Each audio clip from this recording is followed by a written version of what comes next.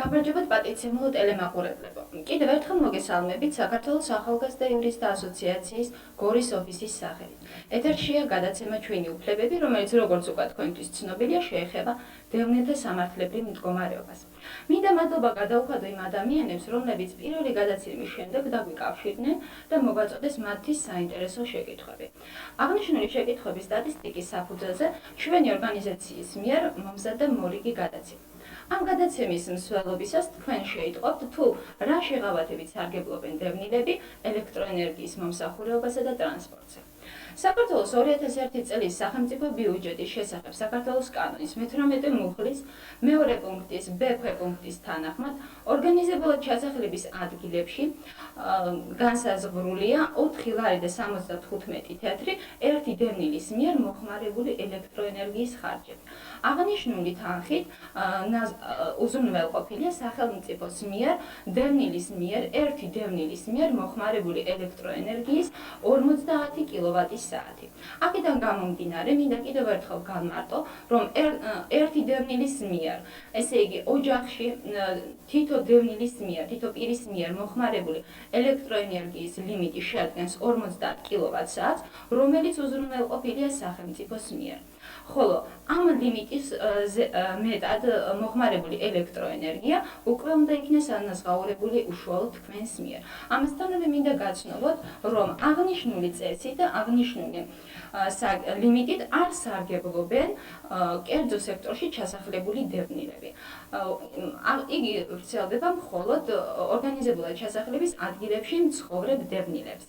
რაც შეეხება ტრანსპორტს, საქართველოს ტრანსპორტისა და კომუნიკაციების მინისტრის 2001 წლის 3 იანვრის ნომერი პირველი ბრძანების თანახმად იძულებით გადაადგილებულ პირებს აქვთ საქართველოს მთელს ტერიტორიაზე შეღავათიანი ტარიფით მგზავრობის უფლება. ყველა კატეგორიის მატარებელზე ტარიფის 50%-იანი ფასდაკლებით.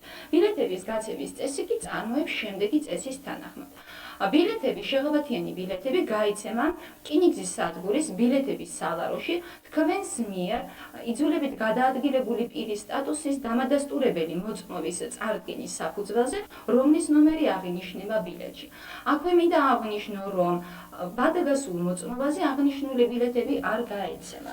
ხოლო რაც შეეხება საქალაქო ტრანსპორტს, თქვენ გაქვთ სახელმწიფოს მიერ დაფინანსებული საქალაქო ტრანსპორტით უფასოდ მგზავრობის უფლება, რომლის ხარჯები საქართველოს 2001 წლის სახელმწიფო ბიუჯეტის შესახებ საქართველოს კანონის 18 მუხლის მეორე პუნქტის D ქვეპუნქტის თანახმად უნდა ანაზღაურდეს რაიონის ბიუჯეტით. ამასთანავე მინდა გავაცნოთ საქართველოს შრომის, ჯანმრთელობის და სოციალური დაცვის მინისტრის 2000 წლის 13 დეკემბრის ნომერი 252 ბრძანება მომუშავე პენსიონერებზე პენსიების გაცემის წესის შემდგომი სრულყოფის შესახებ. აღნიშნული ბრძანების თანახმად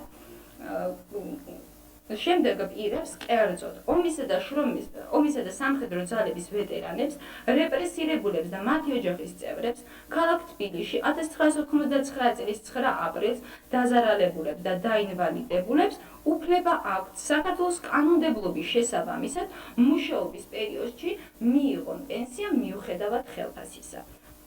აღნიშნული ინფორმაციით ჩვენ ვამთავრებთ ჩვენს გადაცემას და გემშვიდობებით იმ იმედით, რომ ამ გადაცემის შემდეგ თქვენ უკეთ შეძლებთ საკუთარი უფლებების რეალიზაციას და კვლავაც მოგმართავთ თქვენთვის საჭიროებო საკითხებზე, რაზედაც მომავალ გადაცემაში გაგცემთ ამომწურავ პასუხს. ჩვენი მისამართია გორის სტალინის ქუჩა 18, ოთახი 10, ხოლო ტელეფონი 21698. გთხოვთ მოგმართოთ და კარგად გრძანდებოდეთ.